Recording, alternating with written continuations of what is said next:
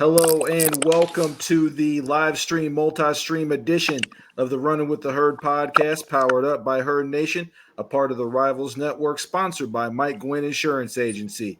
I'm your host and producer of the Runnin with the Herd podcast, Aaron Coleman, alongside my co-host, Josh Towers. What's up, man? What's going on, man? Not too much. Been a long time since we did this, but I tell you what better way to start off the off season with a little bit of a interesting podcast here. We have two special guests, two former Herd alumni who are realizing their dreams and playing in the NFL. We have Will Ulmer, former offensive lineman, playing for the Buffalo Bills now. And of course, we have seventh round draft pick, courtesy of the Kansas City Chiefs, number 13, Nazeeh Johnson. What's up, Nazeeh? What's up? How you guys doing? Doing well. And before we get to questions and everything, first of all, for both of you gentlemen, congratulations on realizing your dream, your lifelong dream of playing in the NFL. I mean, obviously, Nazeeh, you got drafted by the Kansas City Chiefs, strong organization. And Will, you signed a undrafted free agent contract with the Buffalo Bills, one of the stronger teams in the AFC. First of all, gentlemen, we'll start off with you, Will. First of all, just what it was like to realize that dream and what it was like for you to sign that contract and be a part of the Buffalo Bills. It was huge for me. I know my path to the NFL is a little bit different than Nazeeh's, and a lot of hard work went into it. I started off at rookie minicamp with Nazeeh at the Chiefs, and then that didn't really pan out for me. And short turnaround, 2 days back home, I flew up to Buffalo and did rookie minicamp, and I was able to find a spot on the team, and just to realize that dream and everything, it was almost like a weight lifted off your shoulders there for a second, and it was super exciting.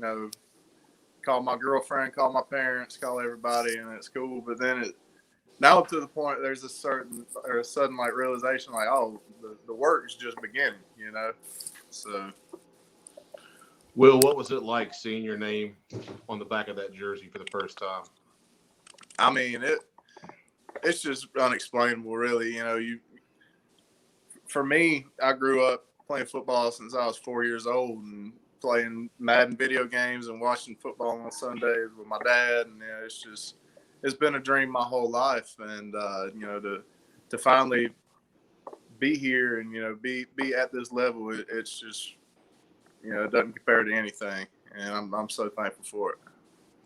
Obviously, Huntington's much larger than Buffalo, and the Joan is much better than the Buffalo Bills Stadium. But what's it like just being around those guys and just the NFL program and things like that? It's a little different, a little change of pace.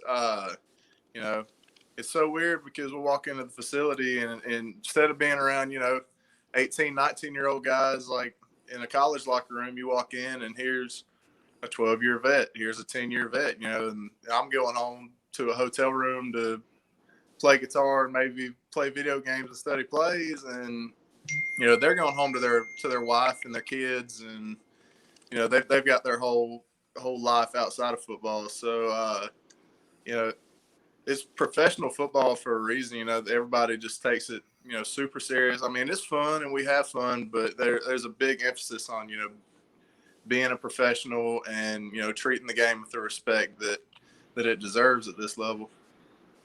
For sure. And Nazeeh, we'll go to you here. I mean, obviously, you had a great combine with the 4.3 40, the 40-plus inch vertical leap. How did that propel you in terms of not only catching the eye of scouts, but mostly catching the eye of the Kansas City Chiefs as they drafted you? It means everything because, all I wanted was opportunity, and that stage was an opportunity for me to showcase that I have not only the ability to do so, but to show them that I can have all that talent, the attributes of being a professional athlete. I have that traits, and they just took a chance on me.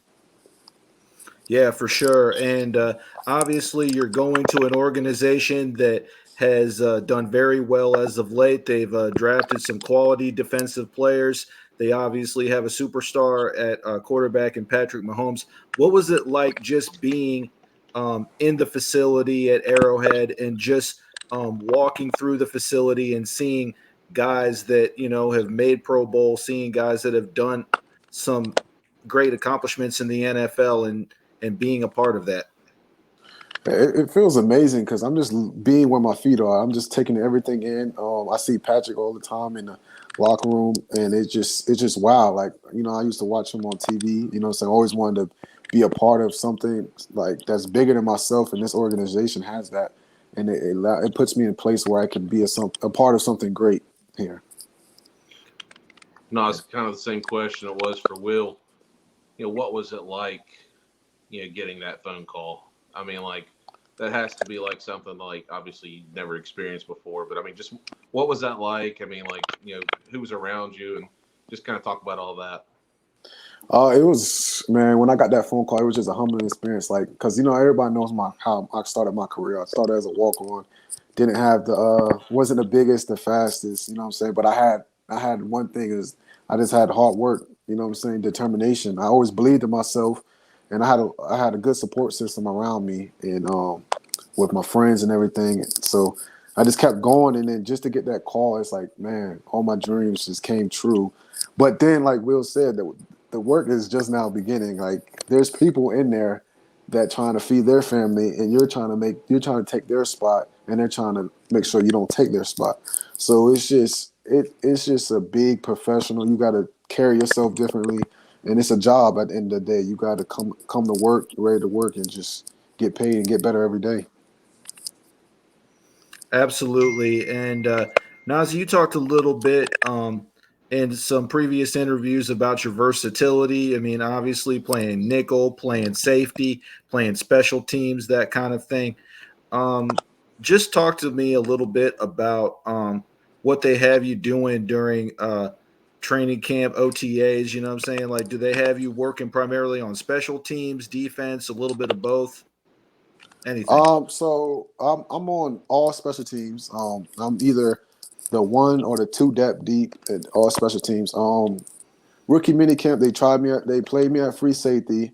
So I'm learning free safety, nickel, and then I'm learning corner too in OTAs. OTAs, I'm learning nickel and corner, and then probably preseason they can move me around all three positions. So I'm just creating value for myself. And they told me, they said the reason why we drafted you is because your versatility, you're versatile. You can play multiple positions.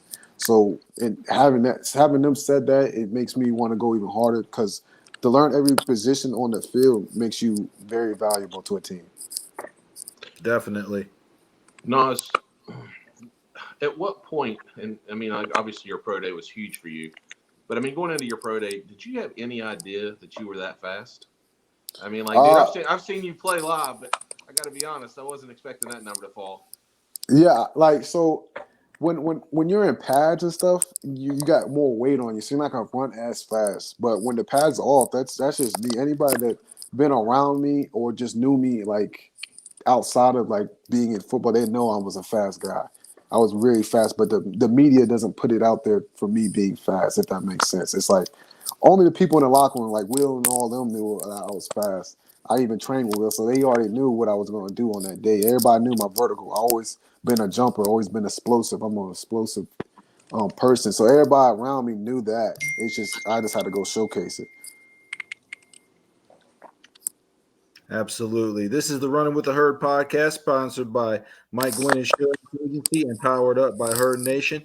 Aaron Coleman, Will Ulmer, Nazi Johnson, Josh Stowers here in the live stream, multi-stream. If you have a question for the fellas, if you have a question for Josh or myself, you can log on to either Facebook or Twitter, and you could chime in with a question or a congratulations for the guys. Now, obviously, going to Will here, you were part of an offensive line group at Marshall that had a lot of starts, had a lot of experience between yourself, Maulette, Salguero, some of those guys. And now you're going into a situation where You got to gel with a new group of guys. Talk to me about what that's like. I mean, because obviously offensive line's a very key position to get the offense moving. Yeah, it is sort of a strange situation because I mean the guys that you named, the Millett's, the Kane Maddens, Levi Brown, Josh Ball, Tariq Adams, like we were on and off the field. We family, Yep. super tight knit, so much chemistry between us. Like we could just to a point that there was so much nonverbal communication that we could just look at each other and know what the other person was thinking or was going to do. We just knew each other that well. So it is a new experience. We got almost a full class of rookies here at the Bills, and taking reps with them or with the old guys. It's the communication is different. There's different terms. There's different verbiage. There's different techniques, and you really just have to just learn on the fly. And I think the biggest thing is all the trust that we had within our offensive line room at Marshall. It was earned because we spent years and years together and watched each other grind in the work, and we felt confident in the understanding. And now I'm in a position where I need to earn the trust of the guys in our room. It's not so much that I don't trust them or I can't work with them, is I need to prove that they can work with me. Will, you're talking about kind of learning on the fly. And correct me if I'm wrong, you had Coach Mirabel, Coach Atkins, and Coach Morrissey, all three at Marshall. So, I mean, you kind of got to see different techniques during your time there. How much has that helped you just, like you said, going into a new system and trying to learn new things? Oh, it's been huge.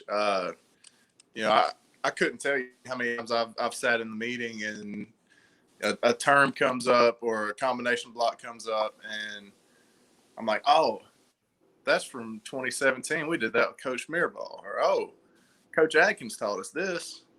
We had this play at Marshall. So there are a lot of parallels and a lot of things that all revert back. The days, it's 11 guys versus 11 guys. There's only so many ways to run a play, but I do think it's been great. I've had, in my opinion, some of the best O-line coaches in college football. So I think able to study under them and just absorb all their knowledge has really, really helped me get to this level. Absolutely. And similar question for you, Nazi. I mean, obviously you played for some great defensive coordinators, Brad Lambert, who's now at Purdue University, and of course Lance Guidry, who was there last year and now will be leading the defense this year for the Herd. Just talk to me about what it was like working with those men and just the kind of techniques and kind of some of the similarities and differences that they had in their schemes that prepared you for this spot here with Kansas City. Well, they all gave me a chance to play multiple position in college. Like from Brad Lambert put me at nickel, and Coach Guidry put me at nickel too, and then they let me play free. So they gave me a chance to like create value for myself within the program. And then the plays are really the same. It's just like Will said, different terminology for one thing. In the NFL, it's more so everything offense always motioning and they're always doing something. So you have to know your plays pre-snap, and then you got to know what you're going to do if you come out two by two or 3-by-1. And then this year with in college, Coach G, he had us thinking like pros because we had to know where the back was at. If the back moved, our blitz moved. If they came out in this formation, we'll do this. So it kind of prepared me for what the NFL playbook was like. Absolutely. And tell you, I mean, you guys, both you, Nazi, and Will, I mean, you guys left a legacy for the younger guys, at your respective positions because, I mean, there was some experience in the secondary with yourself and some of the other guys, Corey McCoy and some of those other players. And then Will, of course, with the guys that I named earlier. You guys had a ton of starting experience on your end. So you guys left a legacy for the younger guys coming up through the ranks. Talk to me about what it's like, just kind of, at one time you guys were underclassmen and you guys were kind of like learning on the fly at Marshall. now and last year as seniors, you guys were kind of the leaders, not only in your respective positions, but also in the locker room. Talk to me about the responsibility that you guys had with that and just what it was like to have that. We'll start with you, Nazi.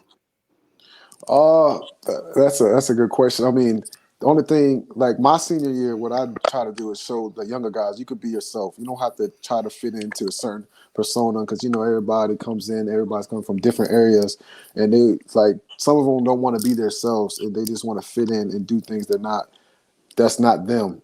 Mm-hmm. So I was just trying to break that wall and tell them, like, man, you could be your friend. Like, I'm a funny guy that plays the game and just plays around 24/7. But I'm serious when it comes to football. And I was just trying to show them that. And then, like, when I was an underclassman, all I did was just look at what the older guys did. We had a lot of people come in and out this program, and I said I'm not going to be one of those players. So I just separated myself and just learned. Like, I picked up on good things but didn't pick up on the bad things. And that's what got me to the position I'm in right now. Yep. Will, and talk about your experience. I mean, obviously, you, Millette, all those guys, Kane Madden, were all very close and knew what the other was thinking, both on and off the field. I mean, just talk about like the leadership that you passed down to guys like Dalton Tucker and those guys that are there now, and just continuing that O-line brotherhood. All right, so I'm going to take it way back, blast from the past. 2016, my redshirt year. I come out of a high school in Kentucky, and I'm same height I am now, but I'm 250 pounds, and I'm supposed to just step in and play left tackle and learn everything on the fly. And I was super fortunate to have Clint Van Horn on that team, who was a great offensive lineman and played a ton of football for the Herd. And every day after practice, I was just so fortunate.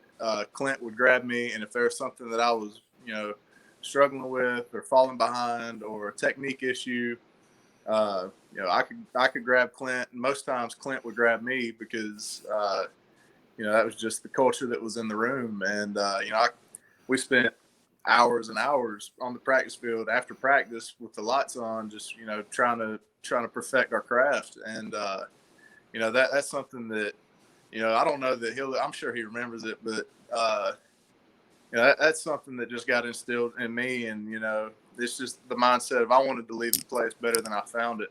So I sort of tried to take on his leadership style, as far as leading by example. I tried to live right off the field. I tried to be a positive influence in the locker room, but at the same time, like if I saw a young guy struggling with something or a young guy that was falling behind, I tried to be the guy that, I would try and beat the coach to that person to try and correct the issue and in a way where I could level and communicate.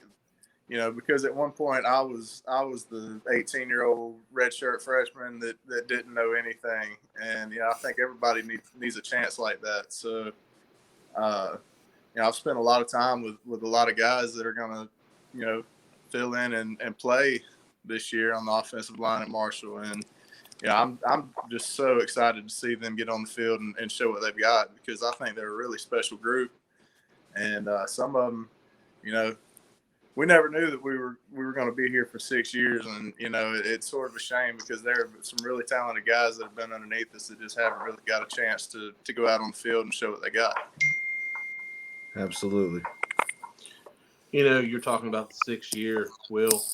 For both of you guys, the COVID year. I mean, obviously, I even hate asking about it because I hate COVID so much. but Will, for you, just being able to play, one more year, or just that whole last year, what was maybe different about that, or was there anything different about that year, just as a whole? Well, there was a whole different staff. Yeah, that was a big change. That was a big adjustment. Coach Huff and his staff came in, and a lot of the offense stayed the same, but a lot of it changed. And there were some new faces in the building, and new people to sort of chop it up and gel with. So the relationship aspect was a little different that way. But Another thing is, in the locker room, like I alluded to earlier, we've got guys running around the locker room, and they were seniors in high school last year, and here I am. I'm 24 years old, playing on the same team as them, but I really enjoyed it, and I just looked at it as an opportunity to be a leader and leave the place better than I found it, because I felt I was fortunate to even still be there. Nas, how'd that feel for you? It felt really good. I mean, I came back because there was things I wanted to do for.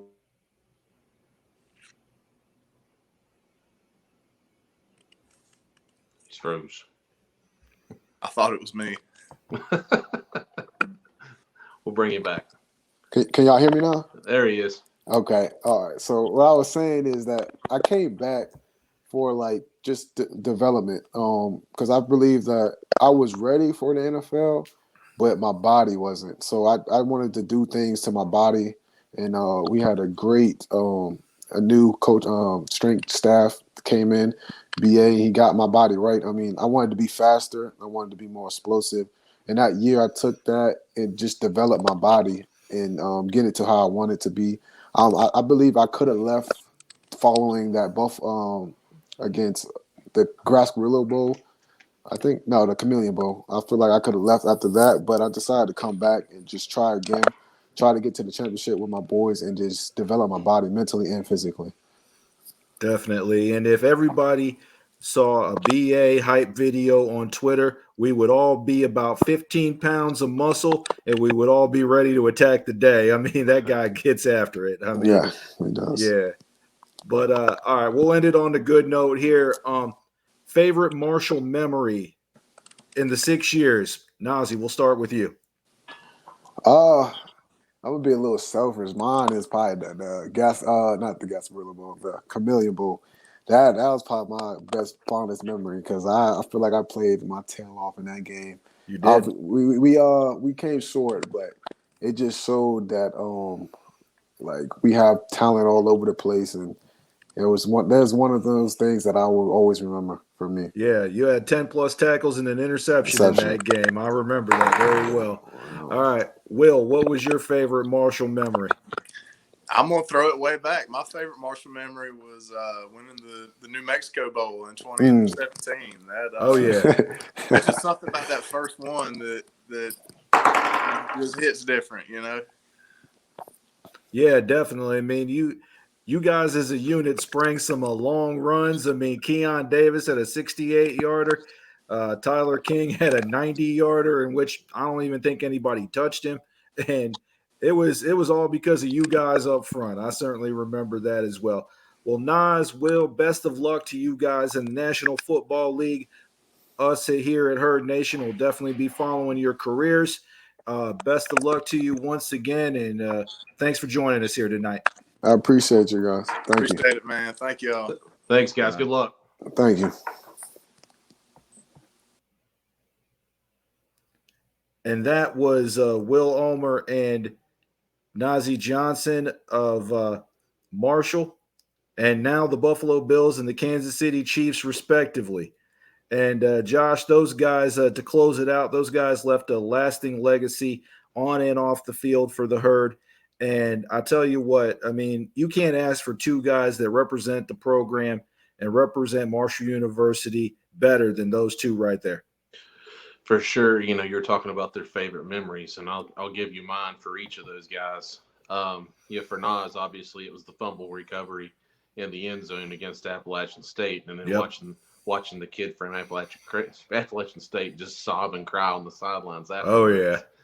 And then for Will, it was, when he was talking about, being a redshirt freshman, when those guys came in, back, it was, I guess, 16. 2016, yeah. Yeah, we go to Cincinnati and beat them on their own field, and with like three redshirt freshmen, starting offensive linemen with Will and Alex and Tariq Adams at right tackle, and going into that game, it was kind of obviously a huge question for us because we were so young up front, but those guys played their butts off, and obviously they handled them. Yeah, we got out of there with a win. So those are my two favorite memories for those guys, and like you said, just my personal experience with those guys being around the program a little bit, it was always tremendous. I mean, it was always yes sir, no sir. Those guys were always had a smile on their face, and Yep. just talking to people that are around those guys, or were around those guys so much more than we were. It was always so positive. I mean, former coaches talking them up. Obviously their teammates talking them up, and it's obviously thankful for their time here, and like you said, really excited to see what their careers, where their careers go from here. Absolutely. First class all the way. That concludes it for this edition of the Running with the Herd podcast, live stream, multi-stream edition. For the latest information, news on Marshall University athletics, you can check out Herd Nation on the Rivals Network. You can check out Old Fairfield as well as Herd Nation. You could also check out the podcast on Twitter at R with the Herd. You can check it out on Facebook at Running with the Herd as well. This episode will be published on YouTube a little bit later today. For Nazi Johnson, Will Omer, Josh Towers, I'm Aaron Coleman saying so long. We'll talk to you next time. And as always, go Herd.